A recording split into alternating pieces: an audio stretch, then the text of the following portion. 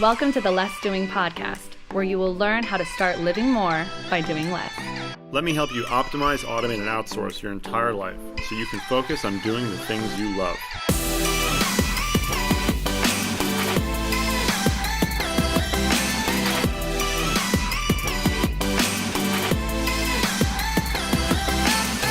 Now here's your host, Ari Meisel.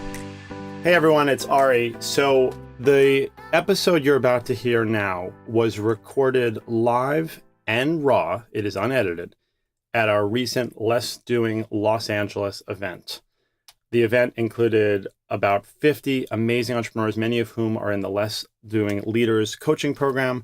We had world-class speakers, and the theme of the event was Perfect Your Process. So we had experts across several different genres, and every talk was given as a fireside chat style conversation. So again, they're unedited. These episodes are explicit. We are an explicit podcast, but these were a little more explicit in some cases than others. So fair warning. And if you want to find out more about what we do at a Less Doing live event, after you listen to this episode, go to lessdoing.com and click on our live events button. Now enjoy the episode. Okay, so Dr. Douglas Brackmann, who teaches people how to meditate behind the scope of a rifle, among other things, is an expert in self-sabotage. It's one of the things that I want to talk about most tonight. But give just a little bit of background for people on how you got into the work that you do. Wow. By accident, by necessity. So, kindred spirits, when I was 15, 16 years old, had always felt different, felt discontent. I discovered the ability to, this was early 80s, mid 80s, discovered the magic of taking liquid ether and mixing it with cocaine. Yeah, within 4.5 months, I was in a locked psych ward, completely floridly psychotic. And so I had dropped out of high school, living in a car, pretty much completely destroyed my life, so I thought. But at somewhere towards the end of that, started to have insight into the fact that I wasn't the piece of crap that everyone was looking at. So this awareness started, and then went into a locked psych ward. Never heard the word alcoholic, never heard the word anything about me. I just thought I was crazy. Pretty quickly figured out I wasn't crazy. Then I went to an AA meeting, and the rest is, 32 years later, here I am. But I started working in rehabs when I was 19 years old, and pretty much have been in the field of addiction since. That has morphed into, obviously I went back to school, wound up getting 2 PhDs, PhD in organizational psychology, PhD in clinical psychology. My doctoral research was on self-sabotage. And why do some of us completely blow our lives up?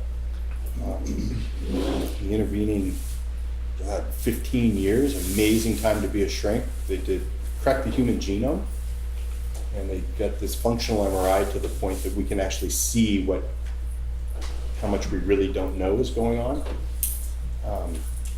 And so my doctoral research, which I completed my dissertation and was doing in the mid 90s, late 90s, and pretty much everything we were theorizing about then has been completely turned upside down, literally. We thought that this thing was in control of this thing, and it turns out it's not. It's really, the unconscious is running their life. So, okay. Yeah. A good place to start. Yeah.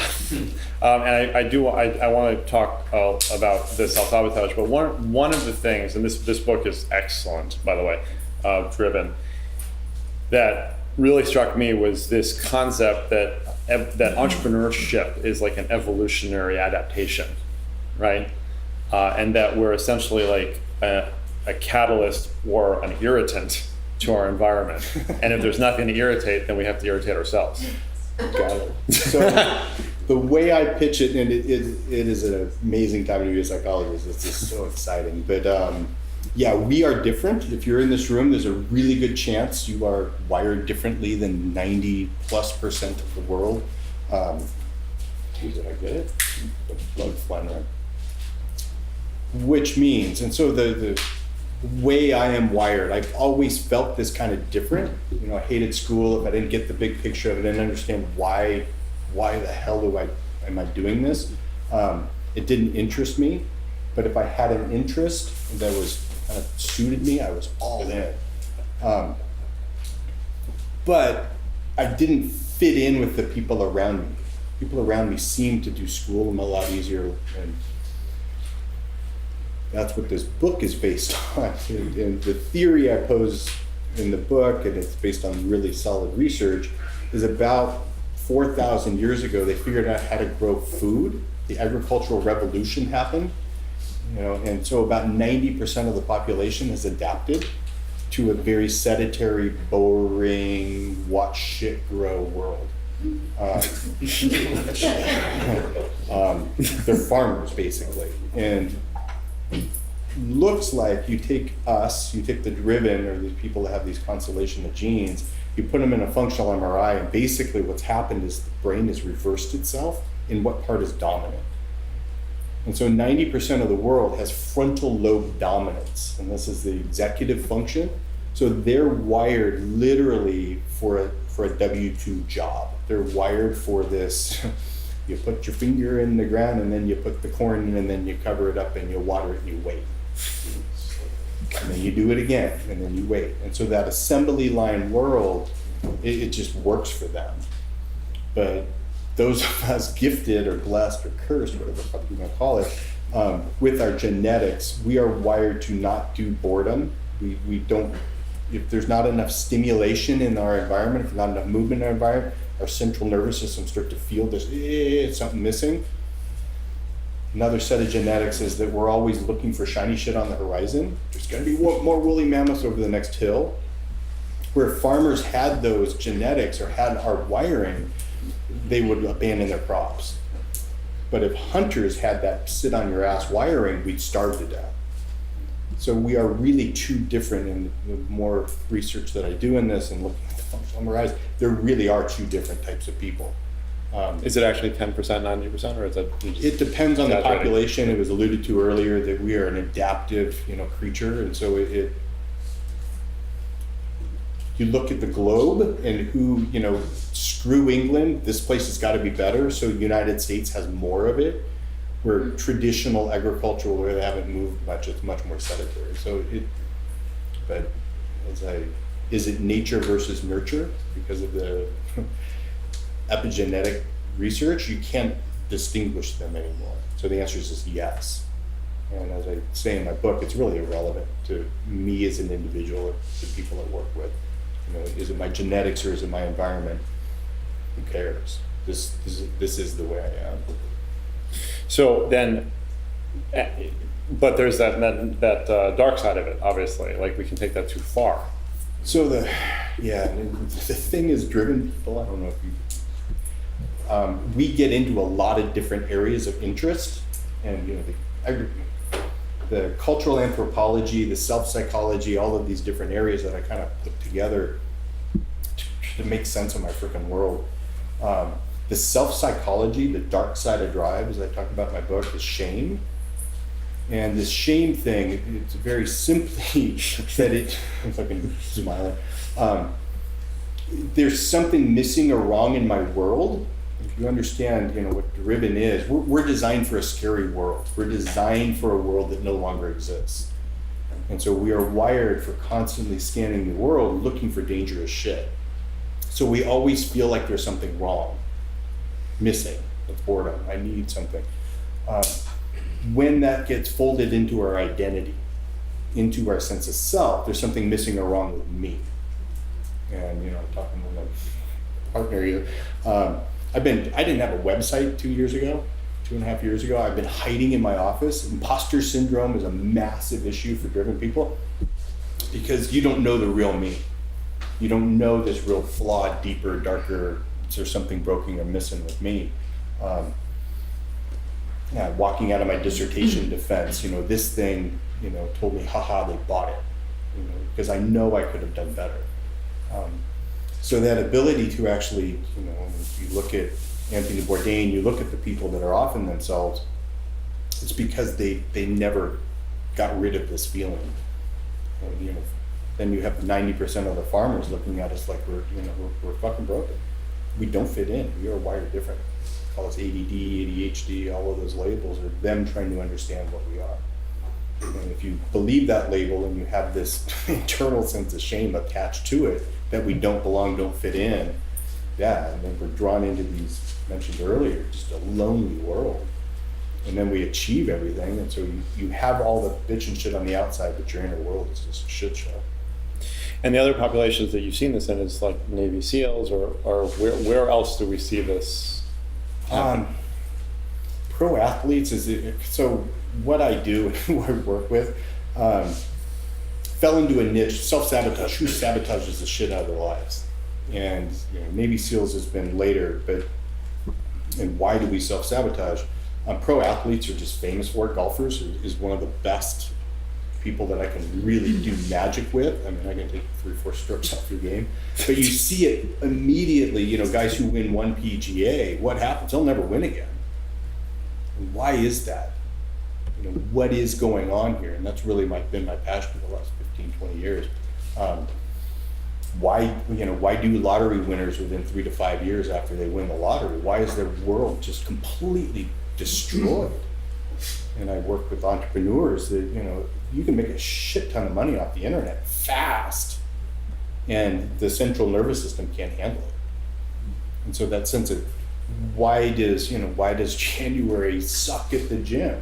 Everybody's, explain it if you guys want, but this thing that thinks it's in control of this, is beating us into going to the gym. Then what happens in February? This thing starts to have resistance to doing it. Then it hits this thing, and we make a narrative as to why it's okay not to go.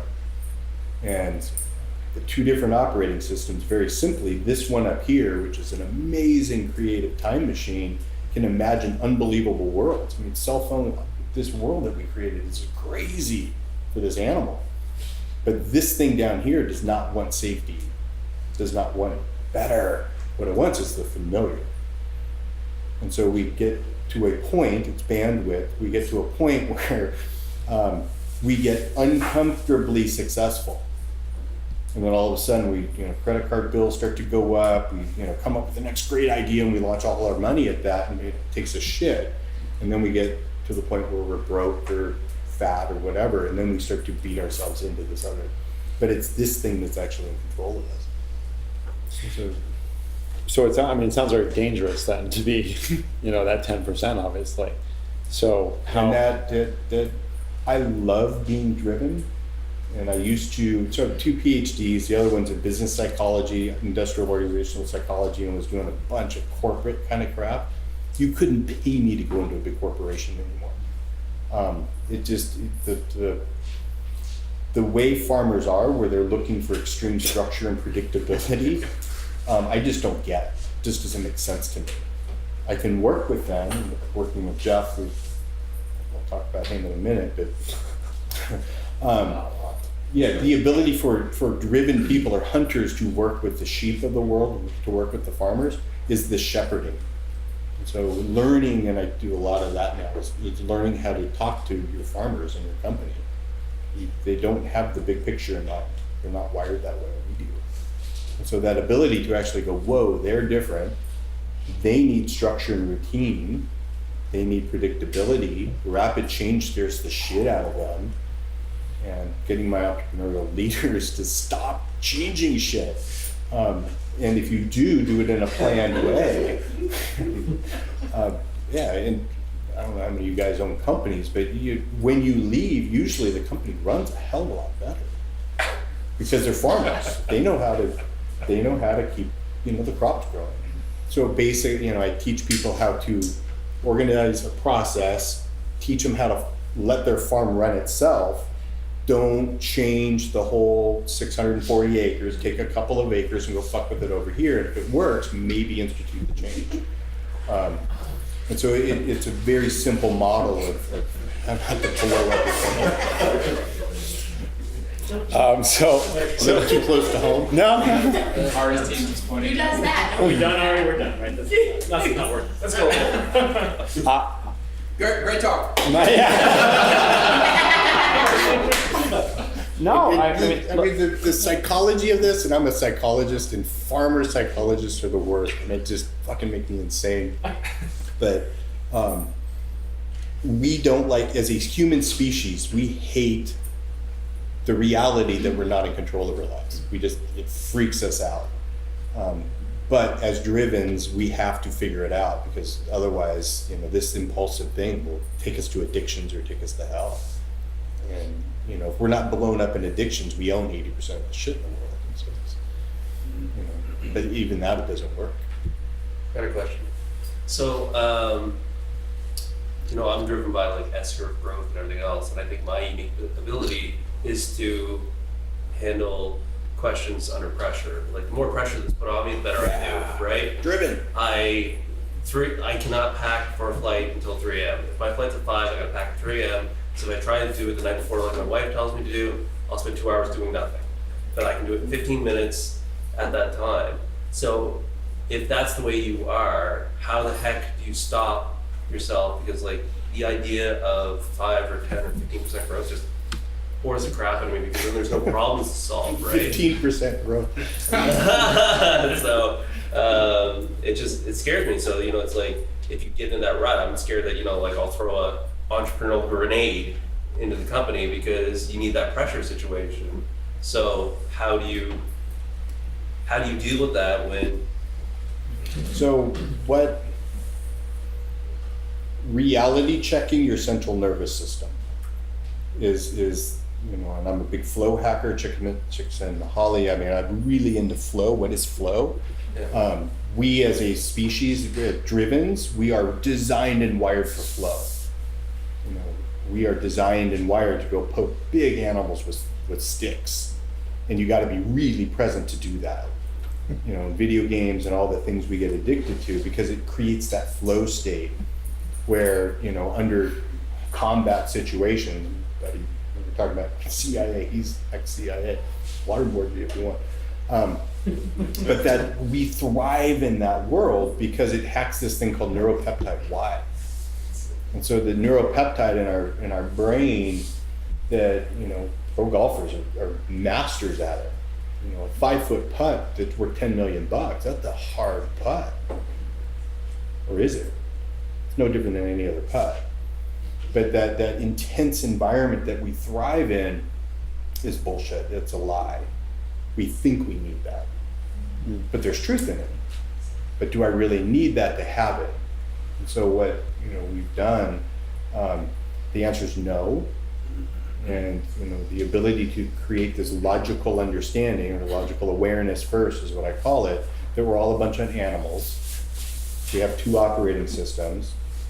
And it seems like when this one and this one are really working together, or there's no difference between them, they're both kind of in the zone, it's wonderful, it's magical.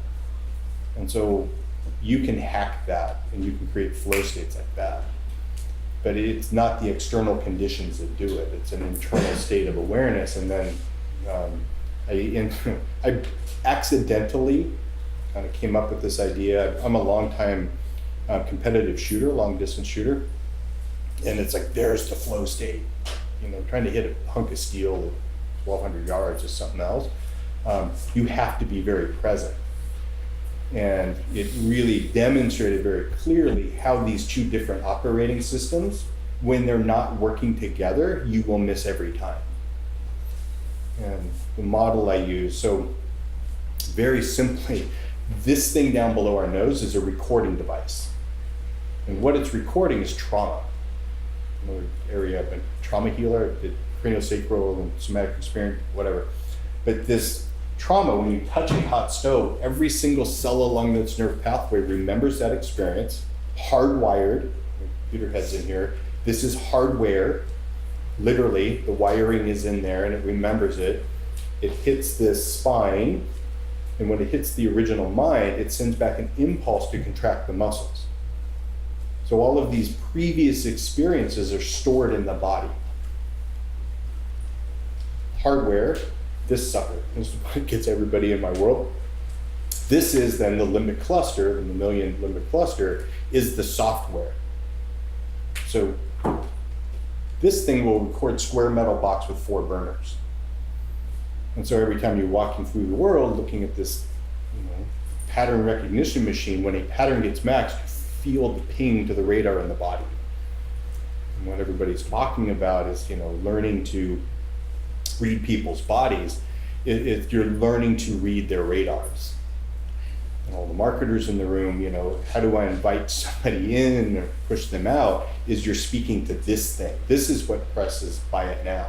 This thing doesn't. You have to create a bunch of creative shit to get this out of the way so this will impulsively do it. So that's, thank God, this is a real-time operating machine. This thing up here then is a time machine. And we can come out of the present moment in here and think about hot stoves. Everybody think about a hot stove, you can feel that in the body. And when these things are working together, that's flow 99.9% of the time, they're not working together.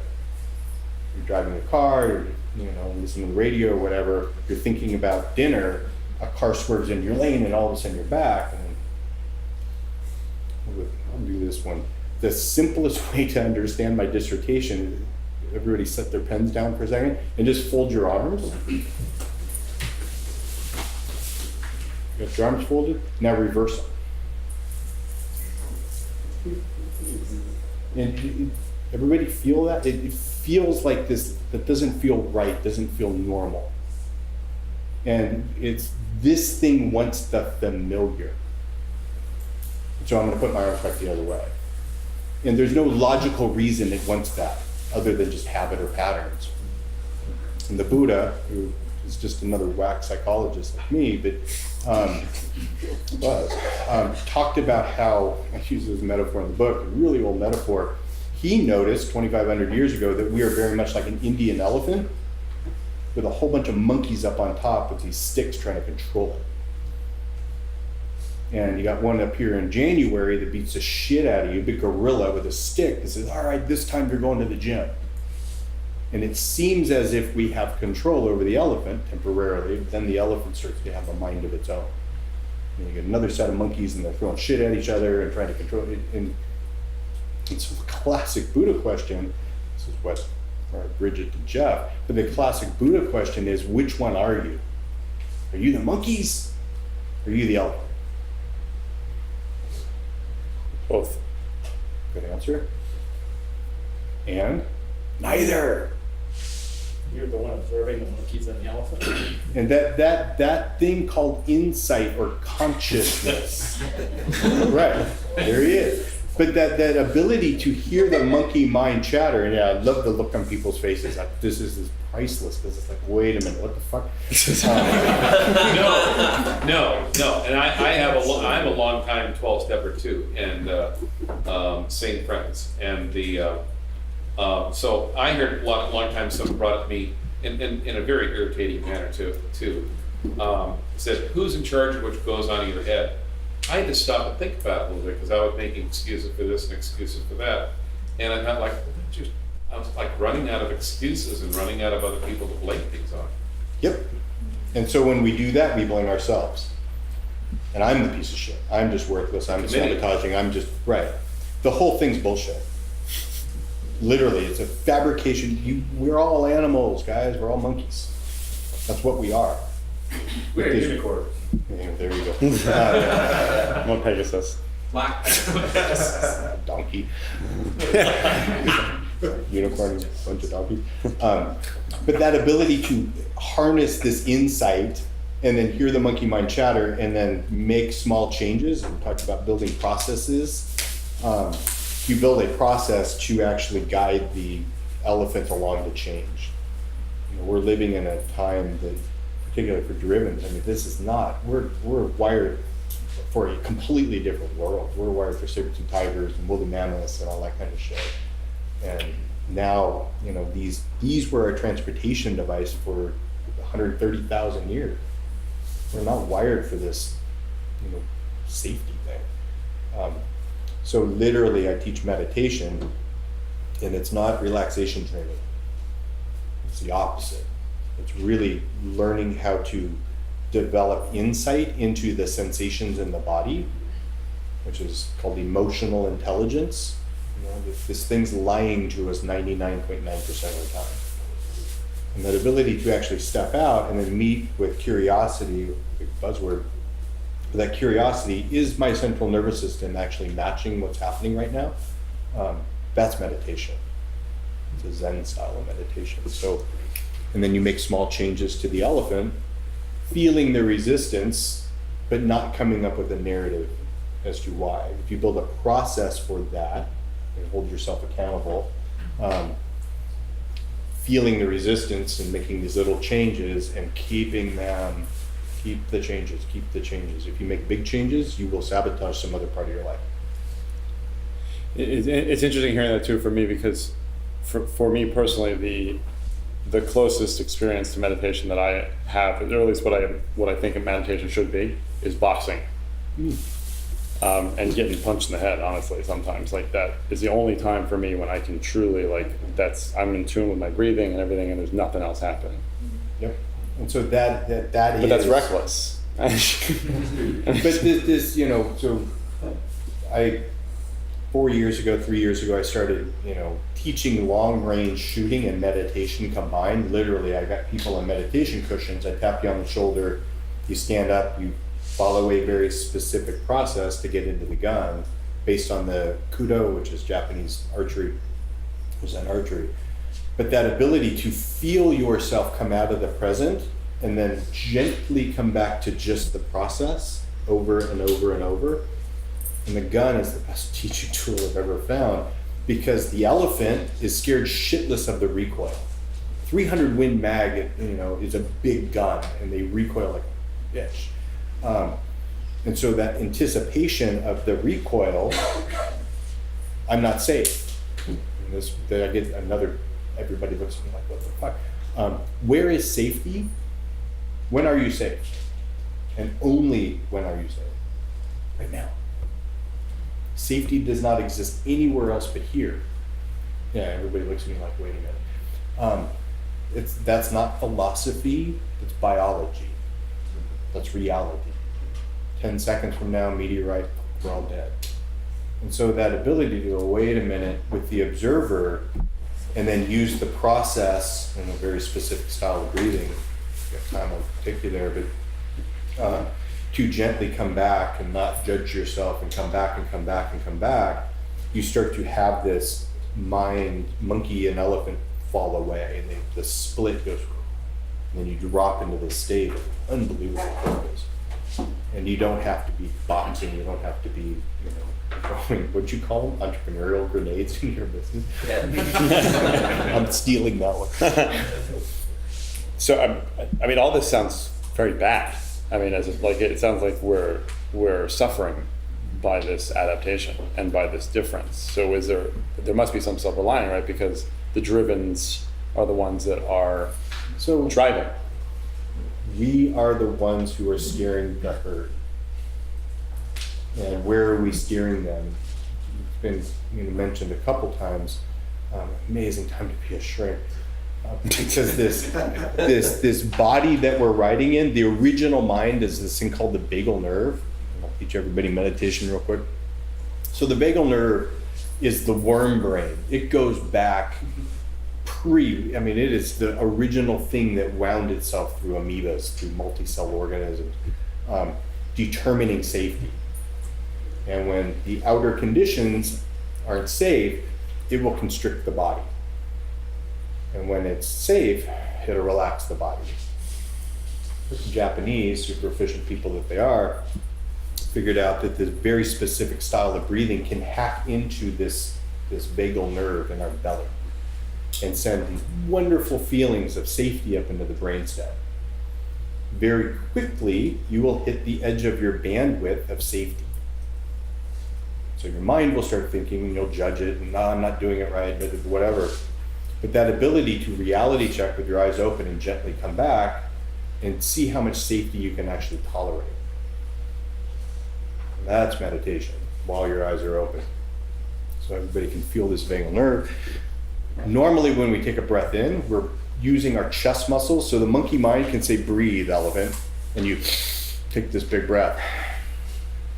If you do that, normally you're using your chest and your back. Japanese figured out if you relax, everybody relax your shoulders, relax your chest, relax your back muscles as much as you can. Then with the monkey mind, you're going to squeeze right below the belly button. As you squeeze here, you feel it's almost like the breath is coming up. So you hold that tension, and then you never push the breath. You just relax the tension, and the breath leaves the body on its own.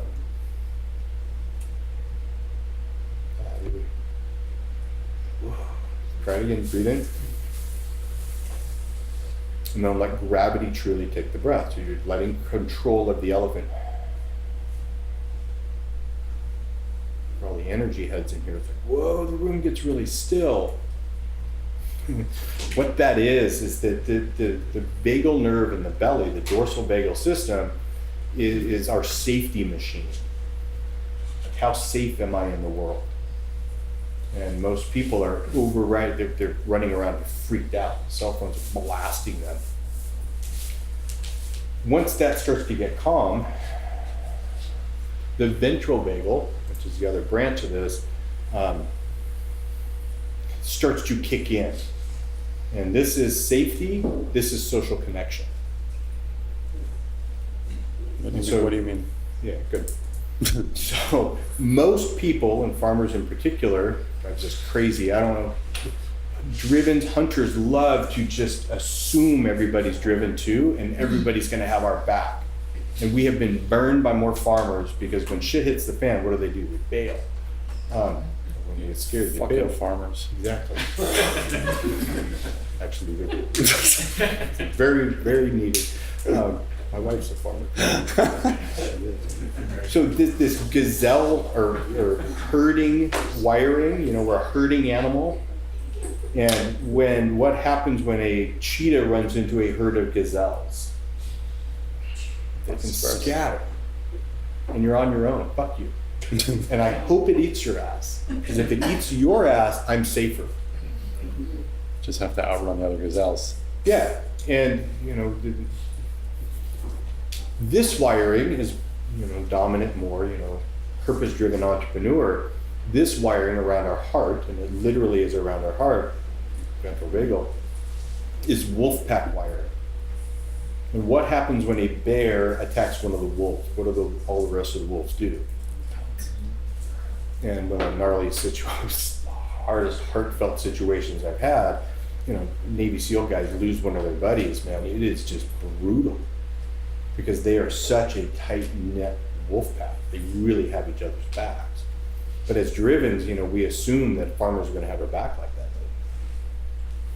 that. So most of us just give up on people. But once you get into, this awareness and understanding that we're a bunch of animals and I can actually feel connected and create a wolf pack of driven entrepreneurs, which is really what we do, get out of our way. Because then it's the collective, and we all, how many, why is it? How many gazelles does it take to catch a blade of grass? How many wolves does it take to kill an elk? All of them. And so that we need each other, and we come into a company, or I don't do big companies anymore, but small teams, 7 guys or whatever, define your elk, define what are we going to do here. And how are we going to each be in our roles, and what is the process you need to do? And yes, somebody needs to get, somebody wants to be the hero and grab the neck. Somebody else needs to eat the asshole. And whoever eats the ass, that's actually the softest part of the elk. I always get the asshole. But Thanks, Rick. Yeah. So creating a logical understanding that, this is what's going on with this elk. How do you optimize that? You're the asshole, eat the asshole. You mentioned 7. I've read a lot of research about the optimal team size being 5 plus or minus 2. Yep. And that's accurate. That is accurate. And why? Our team is 5, by the way, so I feel good about that. It's really social connection is most of the theory around it. And Group dynamics was a big part of the organizational psych stuff. And human animals can work in groups of up to about 80 to 120 maximum. Above that, we turn into divisions, and we turn into herds of gazelles. We can't know each other.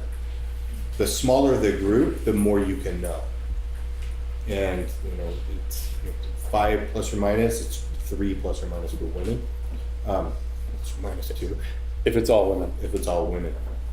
And how many men does it take to kill, a gazelle or a woolly mammoth? Everybody we can.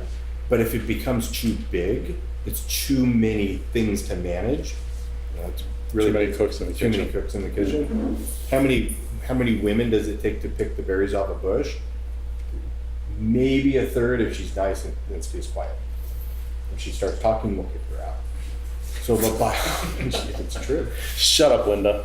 But that biology, we're just a bunch of animals, and that's really what I do, is just create this insight and then work with your elephant and don't believe it.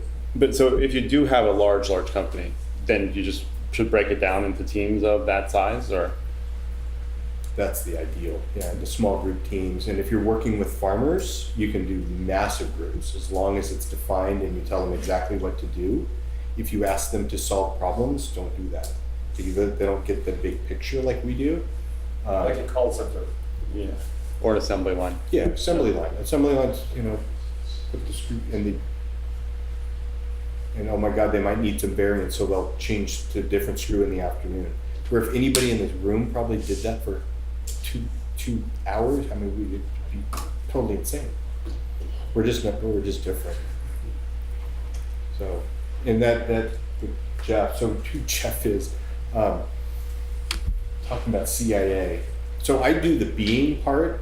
I hid in my office for years and years and years and years and years, literally until 2 years ago, because I'm really good at getting people to feel safe and get their trauma out of the way, get this, fear of success or fear of change out of the way. But holding them accountable and doing was not my forte. So what Jeff designed, what did you do for the CIA? It's classic. Do tell. Do tell. You can't tell us what you have to kill us. I spent my last couple of years redesigning a lot of the training programs for special missions units. So these are guys anywhere from simpletons to very small teams, and looking at human behavior patterns and reducing signature, connecting, and just doing a Friday. What do you mean reducing signature? For instance, if I've got a young foreign college kid who's coming out of school and is a hacker, and he's working for us and now going to penetrate a terrorist organization and end up in a camp in Yemen and wherever else, if I trained him how to protect himself, he picks up a gun and holds it with a straight finger, that's a signature that he's been trained. If he's a college kid hacker, he should have never touched a gun. So he should fumble around and be nervous and stupid. So we literally had to redesign how we were training them to be effective and protect themselves if necessary, and then look completely stupid and play the role out fully to not be identified as something else. It's like undercover cops when they go into like a photo Yeah. bar or something. Totally. The amount of eye contact that they make can Totally tell shift if it. they are it.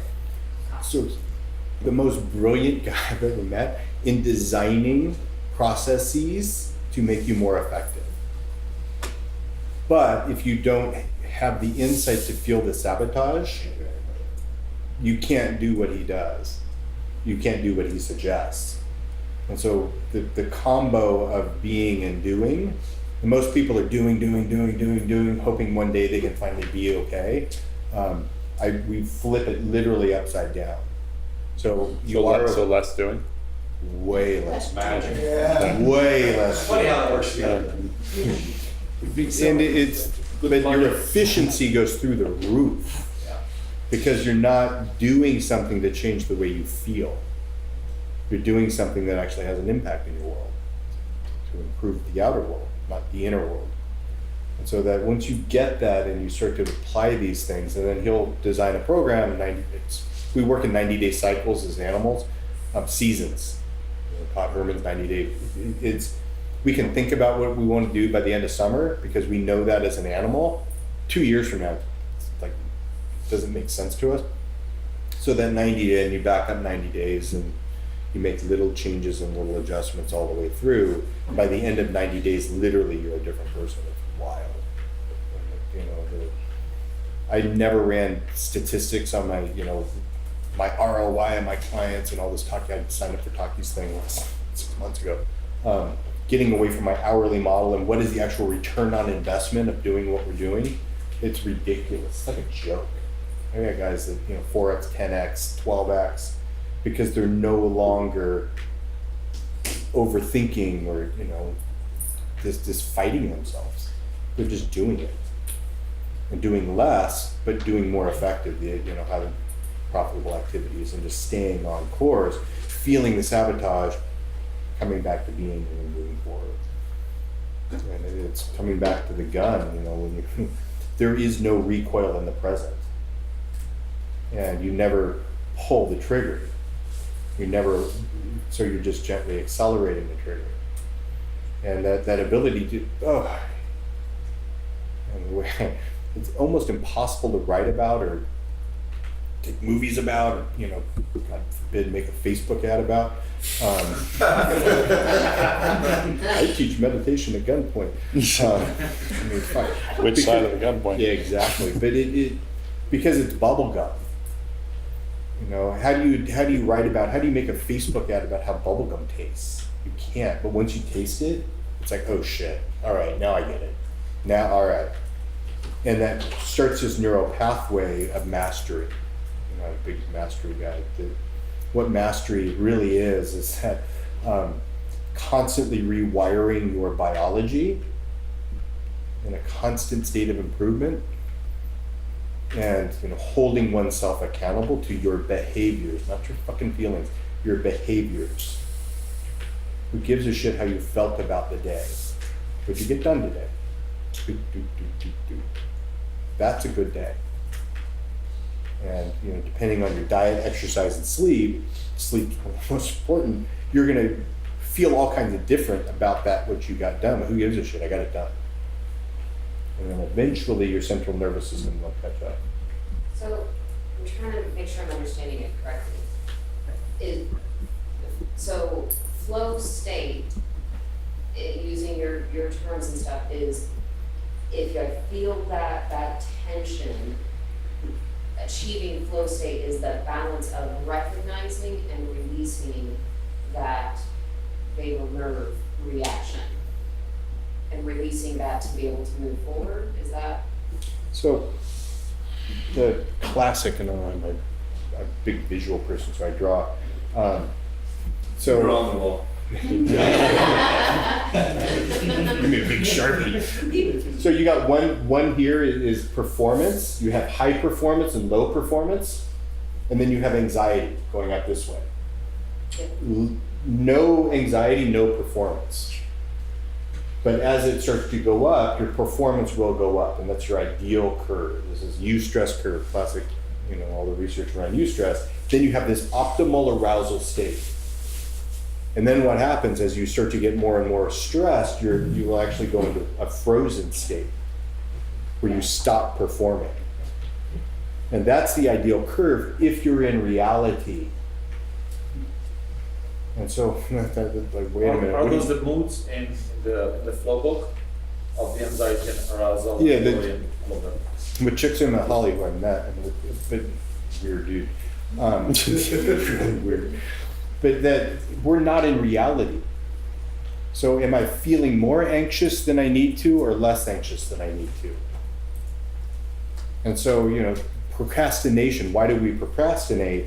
Is because we're waiting and waiting and waiting and waiting, and then we have that oh shit moment, which drives our anxiety through the roof, and we have this very narrow, nice little flow state for a minute, and then we crash. But that's because we, put off our taxes so long that it's like, oh shit. But it's if you back it up, how anxious should I be versus not should I be about what's happening? How do you even answer that? But you can generate in the environment situations where, through time, I'm going to return 10 emails in the next 15 minutes. Oh shit, all right. And you kind of snap to, but that's, I only got 7 done and I'm all freaked out and I did it. Well, let's try 5. So you can start to manipulate this flow state to where, how anxious should I be about what I'm doing right now? And the problem with drivens is we get this multi-thinking brain, and we're never in the present. We're anxious about the whole life all at once. So that, how anxious should I be about just this one email? And your efficiencies, it goes psycho. It's ridiculous how much shit you get done. So I work with elite athletes and high performers, so primarily in the fighting football, like NFL Combine and Olympic space. So we kind of get them out of the momentum structure of team sports when we work with them, because their interviews to get into that opportunity is more driven off of like being able to flip it on and off. They don't have that ability to generate momentum in a warm up. They have to go to an Olympic event, 40-yard dash, turn it on, turn it off. If that anxiety is that like artificial piece of time over activity of the brain, right, they get too much. So when we train it, it's like an accordion where it opens up. And then our goal is to get it to where we can just snap it on, right? How do I do that faster on a processing standpoint? Because we do it by creating chaos, getting into the point where we do it. And so, what I present in the book, so stabilization, organization, and then manifestation. So stabilization of the central nervous system. Very few people that I've ever began working with know what low is. They have no clue what that is. Meaning no performance, no anxiety. They don't know how to feel safe. And so once you start there and you stretch your bandwidth this way towards that safety, it gives them a greater ramp. Most importantly, more awareness, how you can actually turn it on. And if you're driven, everybody's got this, where it's like, oh, and you lean into that focal point, you can feel and you can create it just by awareness. And that's really what I do with when you're walking into a business meeting, how anxiety, how much should I be here versus how relaxed or how safe should I be? And stabilization is by that breathing of creating the safety. So I start everybody, and it's mind fucking, I smile about it. I start everybody at a 1-minute meditation practice in the morning.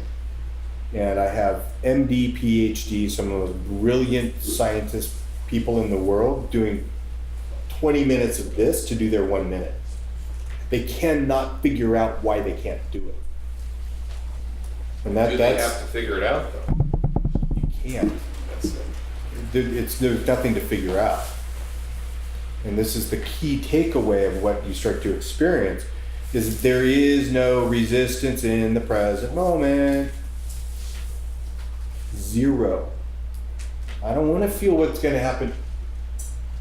And so if you start to feel that more and more presence, that when you do this breathing, then your resistance goes away and you can do anything you want. And we go, oh, wait a minute, holy shit. And then you got somebody figuring out what you need to do, and it's game on. It really is a different way, but you gotta, and the more present you become, the more you can do. Right, manipulate it and turn it on and off. Yeah, But and you it's, can understand the environment to get that where you need it. Yeah, like that's what I'm super curious about. You have to create, also false mind. Yeah. So we artificially create those Yeah. stimulus Yeah. in order to create a staged environment. Yeah. It's strategic, Totally. but also irresponsible if we do it wrong. Yeah, that's what we did, Right. yeah. But then at the same time, like we do it, there's biochemical, there's structural, so we have to do it in a lot of different ways. but that internal awareness, this observer, and that ability to actually create, so stabilize, and then you organize your internal world and you organize the external world. And then you can start to actually visualize in an accurate way, what would it be like to win the lottery? Oh, that'd be great. And wait a minute, would it? What brother, what sister's gonna call you first? You got money? And you're like, fuck. And so you're able then to come back and get a much more accurate read about what it's going to be like to win to win another golf tournament. How do you bring them back down? Breathing. And reality checking, eyes open, just gently coming back. But it's not relaxation. Most of these apps that, I'm not going to talk shit about Headspace or whatever, they're designed by farmers to make them feel good. Transcendental meditation. Yeah, transcendental meditation where you get, you train a mantra up in your, one of the monkeys is up there humming real nice and beautiful and it, blows rainbows up the elephant's ass. But it doesn't do anything as far as your performance or your behavior or, how do you apply that? Your wife's bitching at you and hang on, let me turn on my app. It's like, where you can. Let's say your wife is bitching at you. What would one do? How would you? Man, can I listen? This man, I have a client that calls me the chick whisperer. He has horse whisperer, chick whisperer. So what have I? Yeah, listen to What if this. your wife's bitching though because you're an asshole? Man, I'm telling you, this is mad. He is an asshole. Let me. So my wife, unlike Doug's, is super driven, like radically off the charts driven. And, that causes chaos because we're both driven and we're both, really, if we're not stable, we're off the charts on things.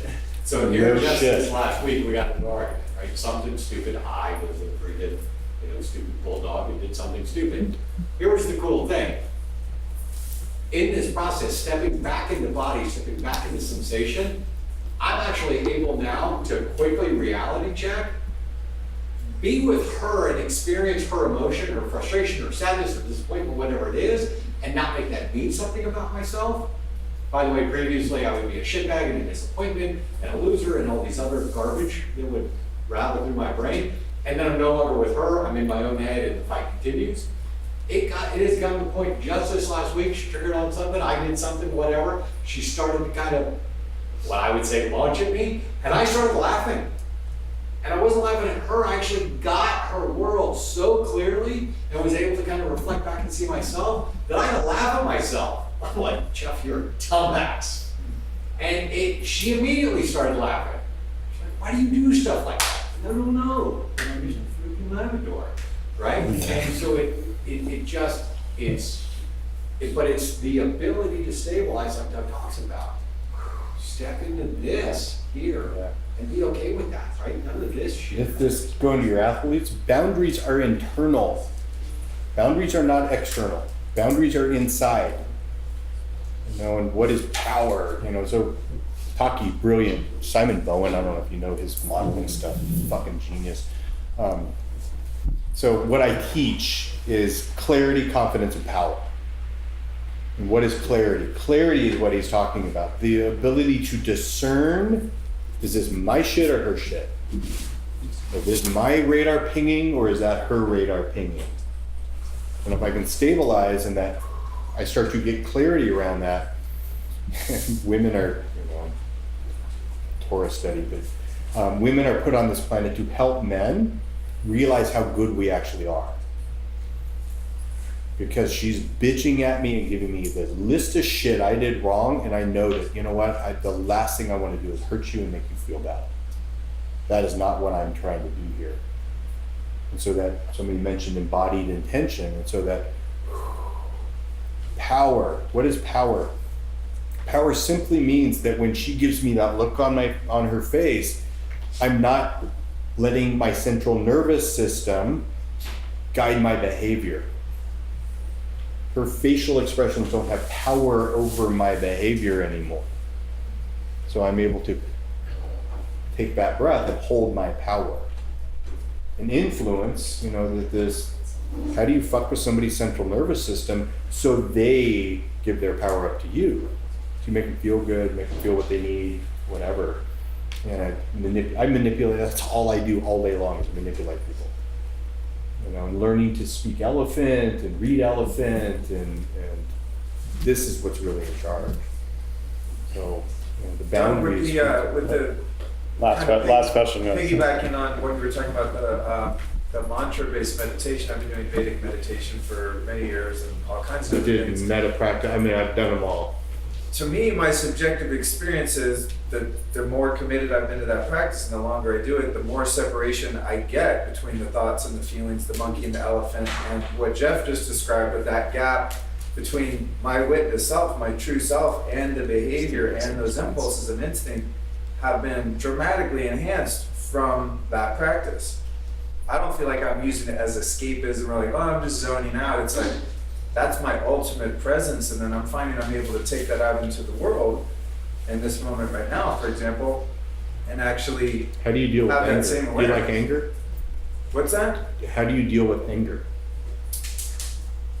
I don't tend to get true anger. I tend to get minor irritations that are temporary. But in terms of like long-term resentment and like real anger, I think the impulse is recognized before it actually has a chance to manifest into like Anger. Full-on So emotional intelligence is the difference between frustration, anger, rage, these different states. Yeah. Anger is the most wonderful feeling there is. It's a call for boundary. Stop. And that ability to actually own your anger is what I see a lot of, Vedic, where there's these unacceptable states where anger is great. I keep a lot of shitty people out of my world because I'm angry at them. I don't put them on it or grab it or do anything with it, but I recognize it for what it is. For frustration to block goal, I mean, it's not good or bad, but I've done, I did 2 hours of Theravada type meditation forever. And there's benefits to all of them. It's just for the practical application to really become super efficient and, kind of where I've been landing. And all those other, there's thousands of types of meditation.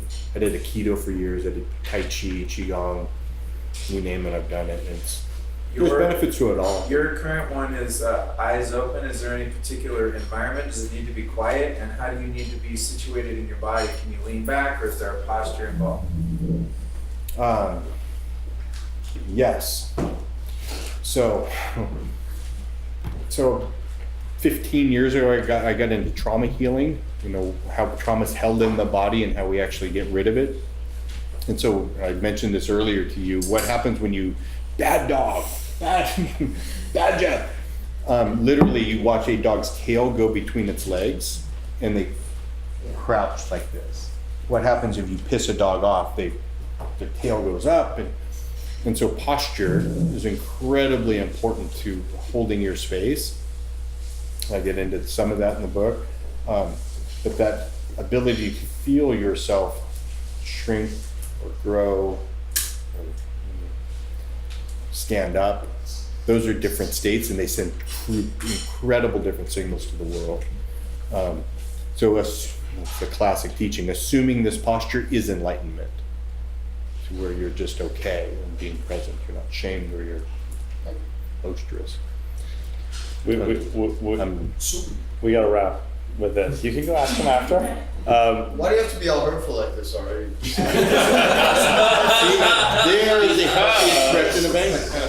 Doug, Is that anger? You're saying organizing the outside world, right? But you can't control that. So let's say there's an external component that you now know where it is, but you don't want. Let's say it's your dad or somebody who's in those 12-step programs or going through certain things, but you know it's there. How do you're organizing it? You know where it is. You know where it lives. How do you position yourself around it? Because we're always looking at the addict from that standpoint. We're never looking at it from the people that it affects. It affects both. They're both victims. Now, which way do you go? But this ability to actually, as Jeff was talking about, feel boundaries and then see through, have the clarity to see through what are they actually doing. And this who, I get into it in my book, this who I am thing is complete horseshit. There is no who. It's what I am. What I am right now is a teacher. And what I'm trying to do is teach. I can always be a better teacher, that's why I'm willing to look at my mistakes. What does your dad do? Well, he's scared, he's hurt, he's defending himself, he's trying to push away. That's what he's doing. Why is he doing that? It has no reflection on me. That's his stuff, not my stuff. But then, there's accountability. What is my stuff? Well, am I pushing him away? Am I coming at him with aggression? What am I adding to, and I'm not a hippie, but the word karma literally means actions. What are my elephant actions that are creating this situation? Nothing happens in isolation. The bitch is the personal responsibility and accountability to look at your own shit. But that, my sister-in-law, I always throw her under the bus, and she's a bitch. Capital B bitch. Crazy bitch. Yeah, but she asked my then daughter, who was 4, did you really want that haircut? It's just shitty. Just shitty. And so I very calmly go up and ask her, what are you doing? Nothing.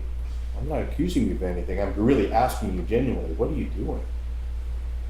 Because I know what I'm doing. I'm trying to protect my daughter. I know what I'm doing. I'm not trying to hurt you. I'm just really curious about what you're doing. Nothing. Get the fuck out of me. Now she avoids me like, because I'm willing to own my shit and see what she's doing. So it really is it's just a totally different way to go through the world. Thank you, Doug. That was.